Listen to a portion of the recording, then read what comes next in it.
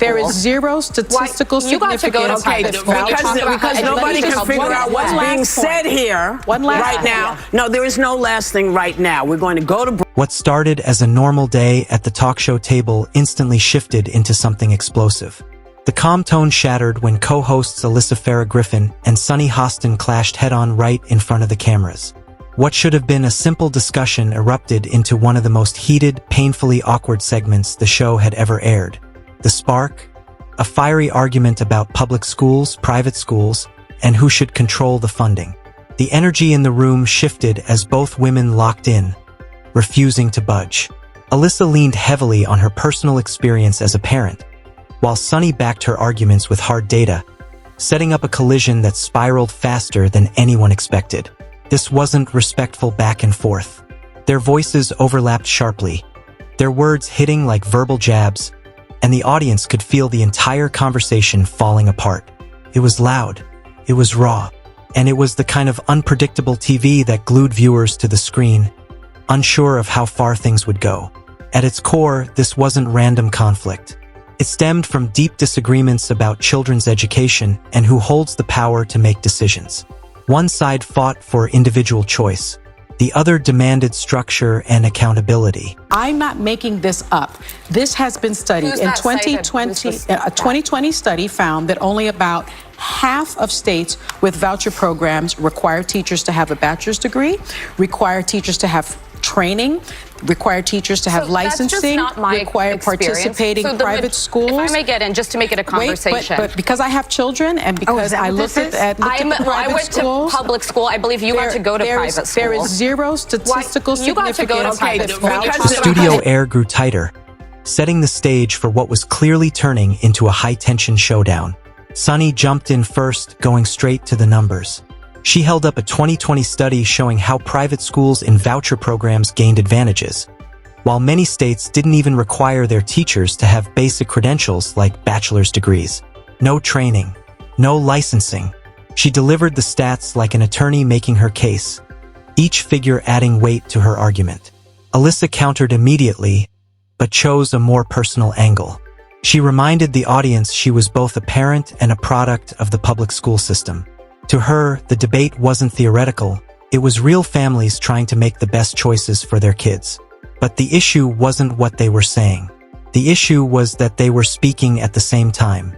Neither one backed off. A conversation quickly devolved into a messy tug-of-war. Points overlapped, arguments tripped over each other, and the studio filled with so much noise that even viewers at home would have struggled to follow a single straight thought.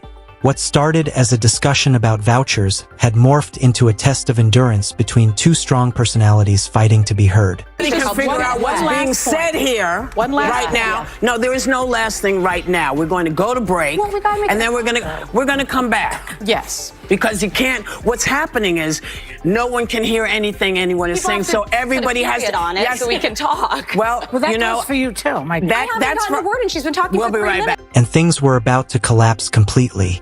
The intensity rose as Alyssa and Sunny pushed deeper into the confrontation, their words clashing midair like colliding sound waves. The segment crumbled into a jumble of noise. All attention shifted to the moderator. Whoopi Goldberg, usually the show's grounding force, finally intervened. Her voice sliced through the chaos, crisp, stern, impossible to ignore. There is zero statistical significance.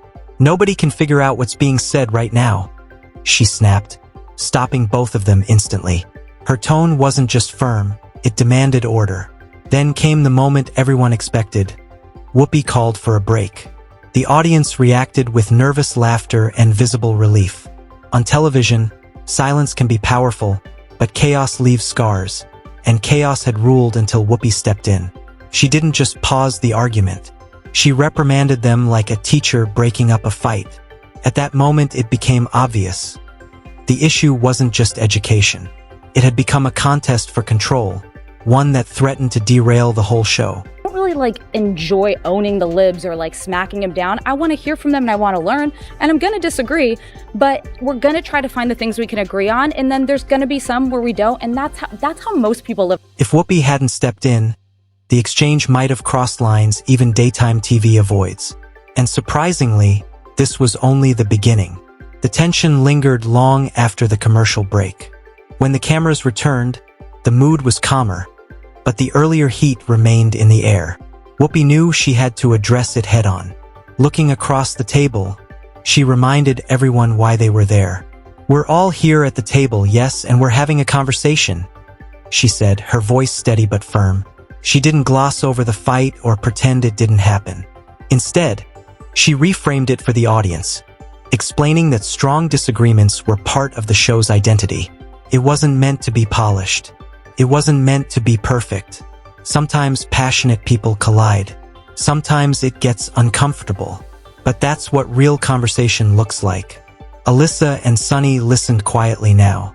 Whoopi clarified that heated debate wasn't the same as personal animosity, reassuring viewers that the hosts knew how to leave disagreements behind once filming ended. Her reset shifted the tone, allowing the conversation to continue without combusting again. Alyssa rejoined carefully, explaining that she never aimed to overpower or belittle Sunny. Her intention was to stand her ground, learn, and exchange views without hostility. Sunny stayed firm, rooted in her emphasis on accountability and education, but now responded with more patience, no longer cutting in mid-sentence. We're all here at the table. Yes. And we're having a conversation. Yes. And we're going to go back to it. But before we do, I just want to say, this is the beauty of people who have different opinions. Sometimes it's messy. We're going to go back to the convo that we were having. The argument softened from a shouting match into something that resembled a structured debate. Tension still pulsed under the surface, but both women held themselves in check after Whoopi's intervention. Whoopi watched closely, prepared to jump in again at the slightest spark. Her presence alone kept the conversation contained, as everyone knew they had already skirted disaster once. Even with controlled voices, the disagreement was unmistakable. These weren't two people casually chatting. They were two strong-willed women holding their ground, now with a layer of restraint. That raw, controlled intensity kept the audience locked in. Sunny leaned forward again, sharpening her argument. She wasn't throwing numbers around for drama. She was drilling into the root of why voucher programs created controversy. If states don't even require teachers to have degrees or proper training, how can parents be sure their kids are getting a real education? She demanded. Her voice cut through the room. Alyssa composed herself, responding in a steadier but equally determined tone. She defended school choice as an issue of freedom, parents needing options, not government micromanagement. To her, vouchers weren't chaos. They were opportunity for families trapped in failing schools. There are those moments when Alyssa will say something that I disagree with. There are moments more than I think that she'll admit to. She really disagrees with me, but we leave it at the table. It's never personal, and that's how we do it. And I love that about her. I love that about our show. The contrast between Alyssa's personal narratives and Sunny's data-heavy approach felt like two different worlds colliding at one table. The tension spread beyond them as other panelists shifted awkwardly, unsure whether to enter the fray. The studio audience, however, was enthralled.